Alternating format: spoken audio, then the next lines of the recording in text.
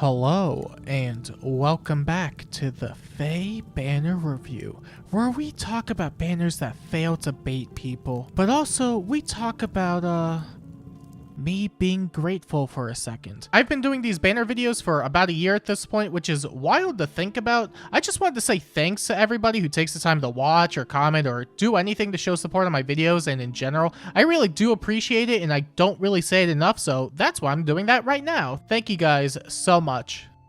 Okay, that's enough of the sappy stuff. I know what you guys are here for and really want, and I will gladly provide it. Today, we have a brand new summer banner featuring a mix of Blazing Sword and Shadows of Valentia units. Or maybe it's just Celica representing Shadows of Valentia. I don't know how people classify Palla. And as for tradition, I will be using this coveted line graph that may or may not be a line graph at the end of the day to rank the brand new summer banner. Today's ranking will be based on how many times the Harmonic unit can use her button, and you should totally use that subscribe button to subscribe. Man, I am so clever. First up, we have Nino, and I'm kind of surprised to see FE7 characters on here again. It's not unprecedented, but I genuinely wasn't expecting more considering it's really just been Heroes and Awakening and Three Houses for a good bit. But hey, I like that they're at least shaking things up a bit more. At least until the next summer banner shows up and gives us exclusively that. Let's see. Nino comes with Bounce and Ball, which is a slaying red tome that grants attack and speed bonuses, the neutralize penalty status, and hexblade to herself and allies at the start of each turn, a bunch of attack and speed bonuses based on her own speed stat, upwards of 25 true damage, 50% damage reduction piercing, and desperation if she initiates combat. She also comes with an upgraded PRFC slot in Black Fang Bond, which grants Canto 2, distance swap, additional attack and speed bonuses during combat, 7 true damage per hit, and at the start of the turn grants extra movement to herself, 1 to 2 special jumps if her special is at her maximum value or not, and inflicts speed and res penalties, exposure, and undefended to the closest foes, as well as speed and res penalties and exposure to foes within 2 spaces of the target. Yeah, that sure is Rearmed Layla and Attuned Nino, but combined into something new. She gives out a lot more support and arguably better at that currently, so she is a good replacement for Layla in that regard. Not to mention she has an actual weapon that can deal damage.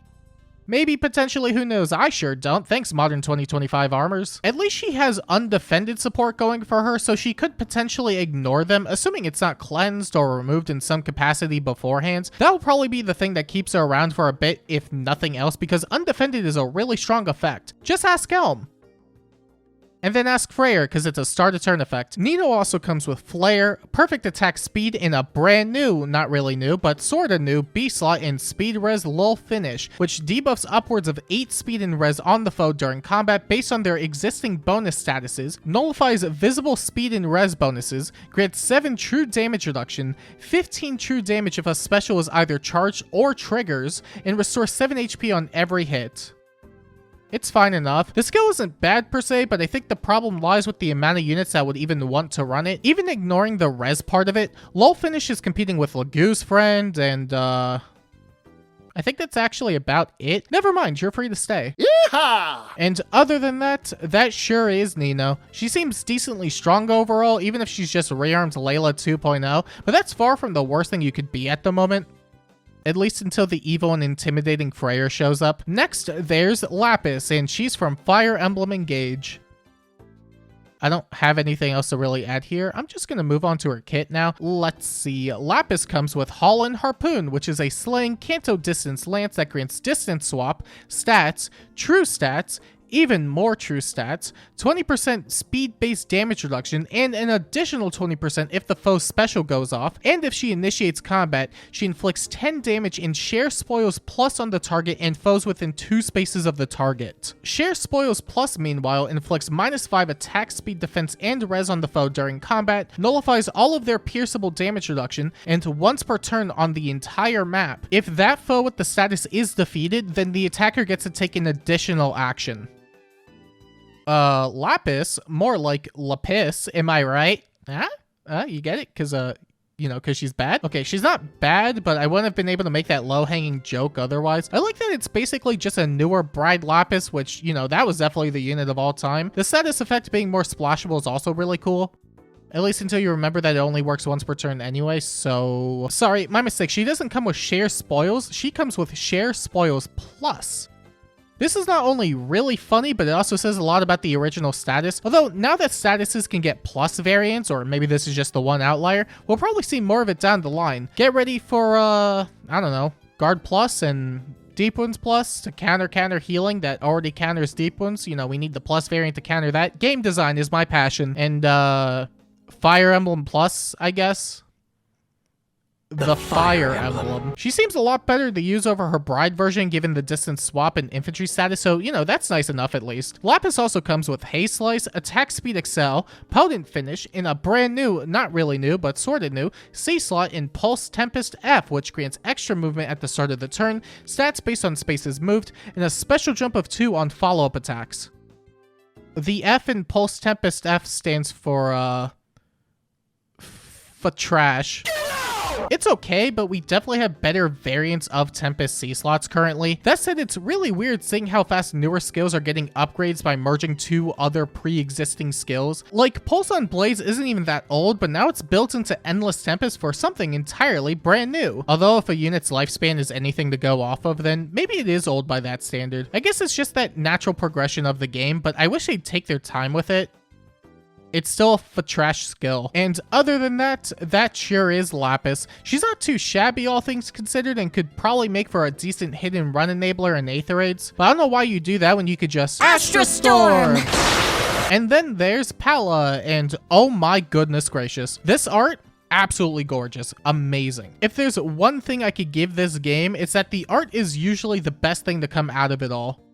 Now let's ruin this moment by looking at her kit. Let's see. Palla comes with Fan and Foliage Plus, which is a times pulse 3 axe that grants 5 attack, speed, defense, and res, and 15 attack-based true damage during combat. It's fine, I guess, but I guess that also depends on what your definition of fine is. If that definition entails having no standards, then it's actually a really, really good inheritable axe. No standards, it's still better than whatever swords have right now. For the love of God, please give us a usable inheritable sword, IS. Please. It's wild because we also have Spring Air Axe Plus from Spring Lonku, and that's so much stronger purely on damage output. But unlike Lonku, Palla also comes with Ignis, Attack Defense Rain, and Attack Defense Near Trace 4 as her Tier 4 demote skill. It's not the worst by any means, and I'd be hard-pressed to say it's useless stuff. It's just fine. And for a demote, you really could do a whole lot worse. But otherwise, there really isn't much else to it, because blah blah blah, generic unit has nothing, blah blah blah. Well, barring that stat line, because, wow, yeah, that sure is, yeah, ooh, yikes,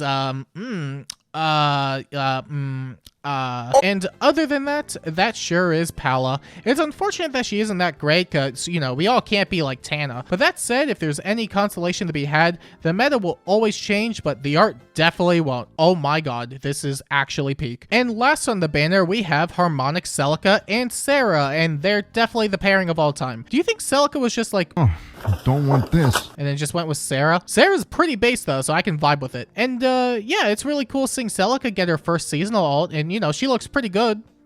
The art at least. The kit though, I don't know about that. I don't know. Let's see. Celica comes with Pious Offering, which is a slaying colorless tome that grants a bunch of attack and speed bonuses during combat based on her own speed stat, upwards of 25 true damage, grants full no follow-up, breath, and enables Echo Style, which we'll get into in a second. She also comes with an upgraded PRFB slot in the Holy Soul of Zofia, which grants Canto Distance, inflicts speed and res penalties, sabotage, and discord on the closest foes and foes within 2 spaces at the start of the turn, inflicts additional speed and res penalties on the foe during combat, grants 20% speed-based true damage, miracle, and restores 7 HP to herself after combat. On top of her PRF skills, Celica also has a brand new style that allows her to attack foes from 3 spaces away and not 2. Thanks for the specification, IS. It also grants brave hits and calculates her damage output at 60% of its value instead, on top of an additional harmonic button that neutralizes all penalties, restores 40 HP, and grants Resonance Blades to herself and anyone from Shadows of Valentia and Blazing Sword, and can be used every 3rd turn. Usually the takeaway many would have from reading nearly 2 minutes worth of skills and effects would be, wow, this unit is really strong and stupid, but IS did the weird thing of making her really, really mediocre. Let's get the big part out of the way. She has to choose between her style and her harmonic button, which is crazy. I guess it's because of how it's programmed in the game, but you wouldn't even choose her harmonic button over her style in most cases, so it ends up going from a button that can be used every 3rd turn to every 0 turn. Truly the most, not gonna lie, just kidding, I lied moment to date. But that's also giving the Echo style too much credit. You see, the style is really, really interesting because it turns her from a nuke that can deal some damage to a unit that can deal no damage. If you ever wanted to know what it was like using Olin back in year 1, well, here's the button to let you do that. And I guess you could just run her right now and it'd be the same thing. Olin was pretty bad. She can have all the range she wants, but reducing her damage output to 60% of its original amount really messes it up. Congrats on barely beating the Hathorn in the trailer. Now try fighting any modern armor. Honestly, that's not even the worst part about all of this, because let's say you want to use her harmonic button instead. Well, you gotta ditch her entire weapon since the style was built into it.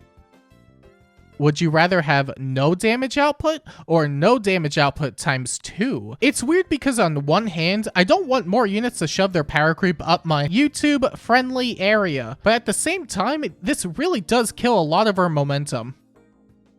Override. Also, no desperation is a weird omission because her other versions had it, but I digress. Celica also comes with Sly Swift Sparrow, Attack Speed Insight Hone, and a brand new, actually brand new, special in Magic Light, which is a 3 cooldown Luna that nullifies all pierceable damage reduction when it triggers. Wow, that special sure is 4 years late. I think it's a good special, but man, they really waited a while before allowing mages to have anything half decent. Deadeye was all the way back in Book 4 and Lethality in Book 5, which makes the wait all the weirder. At least it has Luna built into it, so it's still respectable as a special for offensive mages. Well, ones that can actually deal damage. Ooh, tough crowd. And other than that, that sure is Celica. I could say she's a bad unit and be over and done with it. She's a bad unit. There's also the free stuff, and who doesn't like free stuff, am I right? Our freebie unit this time around is Fogado, and man, I sure am glad he's free. Now I don't have to pull in the banner. I'm probably still not building him anyway. He has the same weapon as Palla, but in the form of a dagger, which, I mean, you know, it's fine. If you ignore all the good daggers we have currently, it's actually a really, really good weapon. At least it's easy to get. We also have Dazzling Staff and Rouse Speed Res as the Sacred Seals this time around. Dazzling Staff isn't all that great, but it can help out on some units here and there. And as for Rouse Speed Res, that's okay, you can keep it. It could have been worse at least. And now that we've gone over the brand new summer units, I think it's time we rank the banner on the line graph. That may or may not be a line graph at the end of the day. And would you look at that? The brand new summer banner has earned a 2 out of 10 on the line graph. And to be quite H, 2 is being generous as Celica would have to ditch her weapon to use it, but if you did, then you could use it 0 times in Aether Raids and up to 2 times in Summoner Duels. Atlas is totally going to carry Celica, just you watch. And you may be wondering to yourself, how down bad am I if I summon on this upcoming summer banner? The answer? Very. As awesome as Summer Palla is, and I guess the rest of the banner, yeah, sure, whatever. It's not a very good banner at all. I would say the most notable unit here is Nino, and even then she's just an upgraded Rearmed Layla, which is fine, but not outright phenomenal. Although for what it's worth, undefended support is really good, so she'll only be so bad, especially since she has other stuff to pass around as well. The rest, I'm not entirely sold on currently, and you know, maybe that'll change over the next week or so. It's crazy to say, but I feel like the Awakening banner is also just better than this summer banner in terms of value. At least Tharja and Noir do decent enough things, but with that being said, I think you should just save your orbs entirely, TBH, 2BH, to be quite H. We have an end of the month banner and it totally won't be an emblem unit, no siree. It could be anything according to the calendar. So yeah, I expect it to be Emblem Micaiah. Anyway, this summer banner is a flop, the end.